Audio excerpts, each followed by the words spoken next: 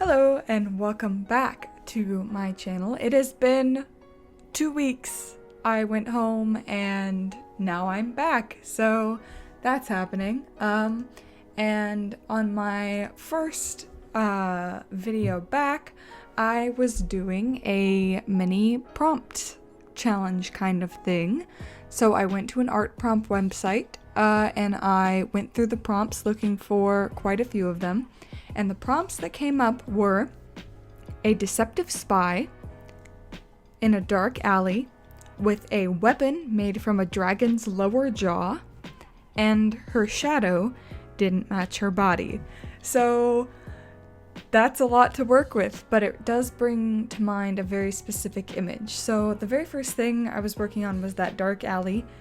I don't draw things like this very often, so I'm really trying to get that 1-point perspective, 2-point perspective, I don't know.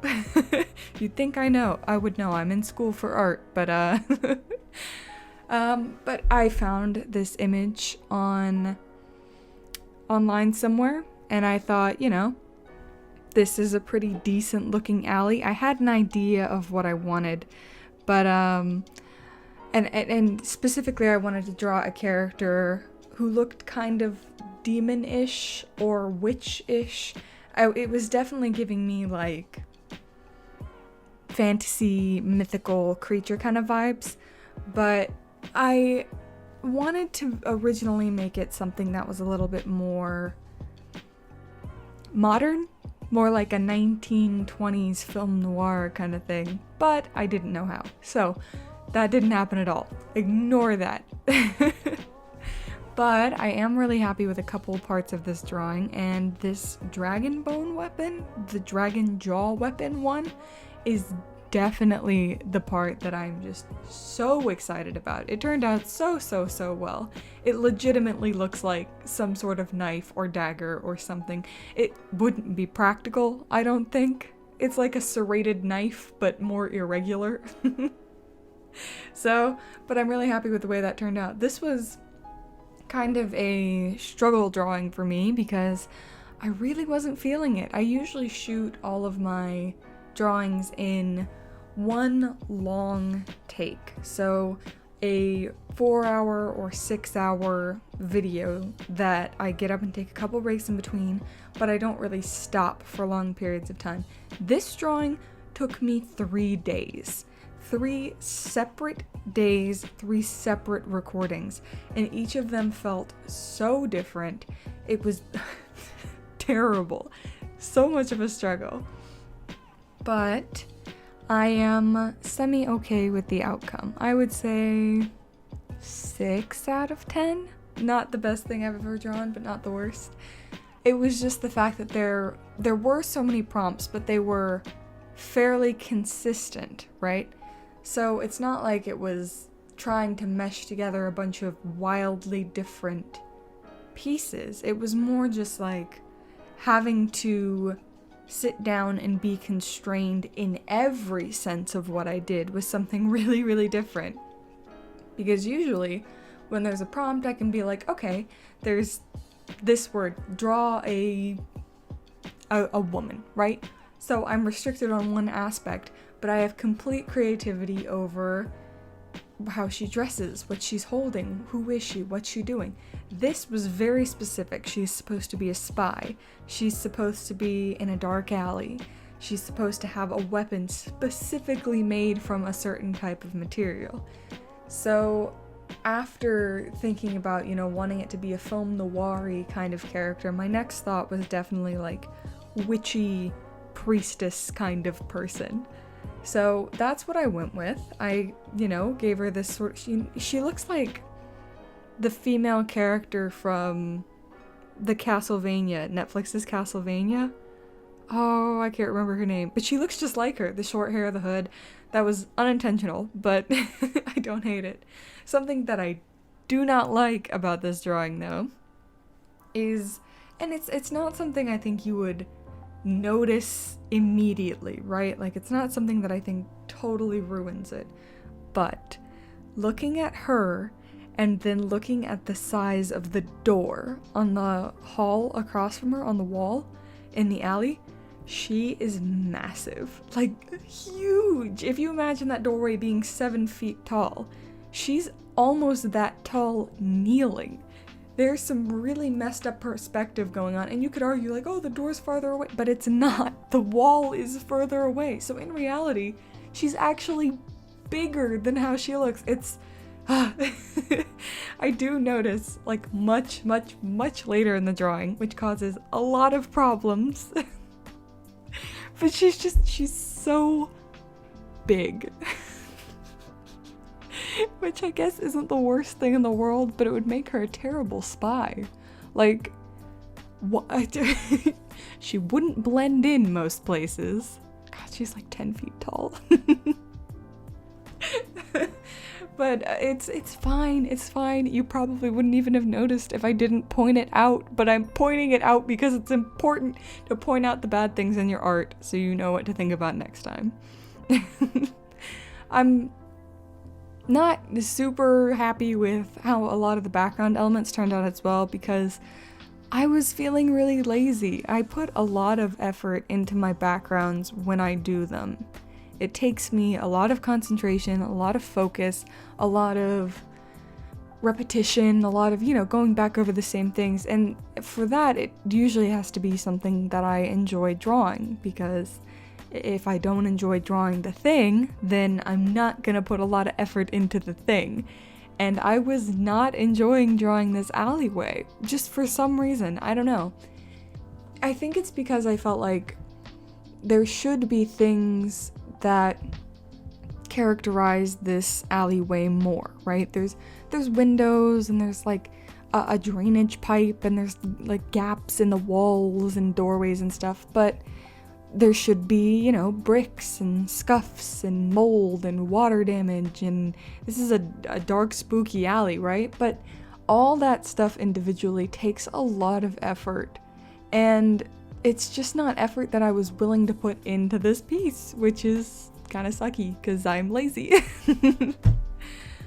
But I think overall, I'm a little harder on myself than I think I should be in this one, because for the most part, it is a very coherent drawing. Like, you're looking at it and you're like, oh, I know what this is, but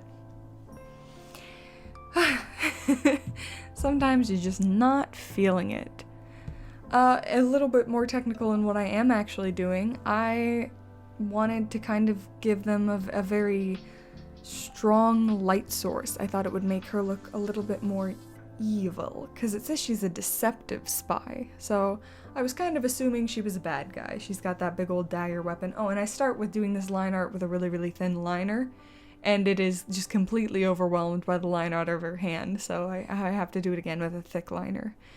But I really wanted to make her look shifty and shady. I even gave her cat eye pupils. It's kind of hard to see with how small her eyes are and how thick the line art is in comparison. And I figured because she's a deceptive spy, she's evil. And because part of the prompt was to have a different matching shadow, I would give her some devil horns.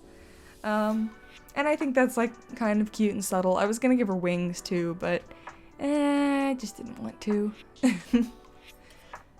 And see, I'm adding some details to the background. The bricks, the sort of crinkling of the wall, but it feels like it's at 60% instead of 100%, which is, not always a bad thing. Since I really wanted this strong light source, I thought I'd add in the light first before I added in any kind of shading. And I figured it would just kind of shade circularly, right, around the candle. And beyond that, I kept the rest of the entire color palette blue, so that the colored portions of her would really stand out in comparison to everything else. Obviously that yellow is a bit strong for candlelight, so I do lighten it up into a bit more of a white yellow, but I'm just trying to like carve out where the light and shadow would be on her body.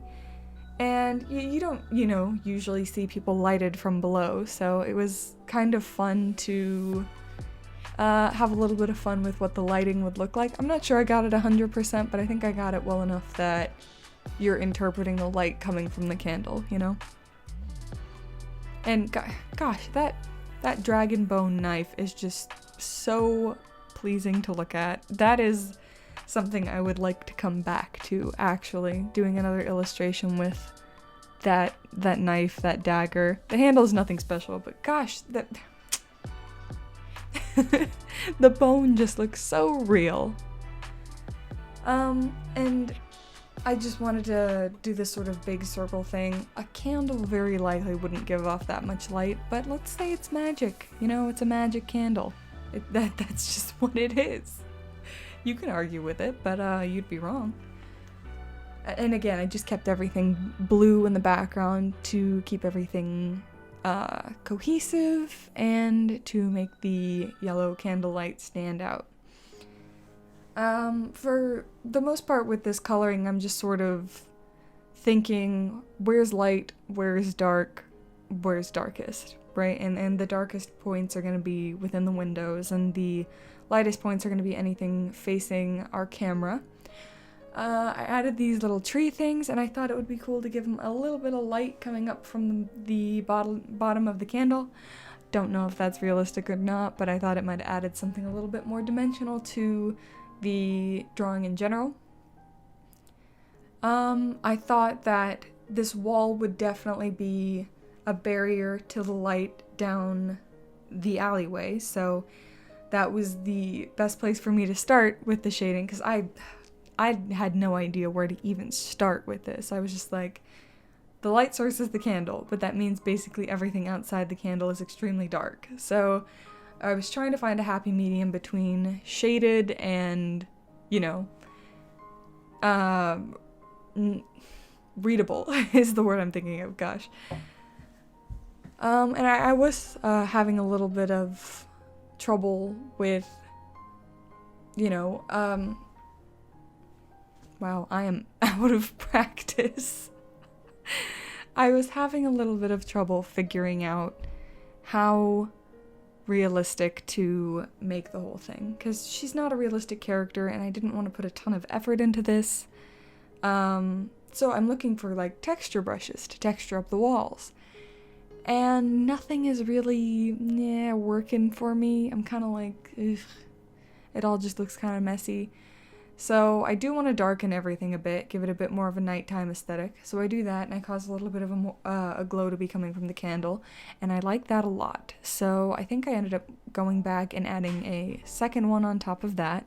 I still try with this texture thing. I think I end up deleting it. I just wasn't really liking how it was looking.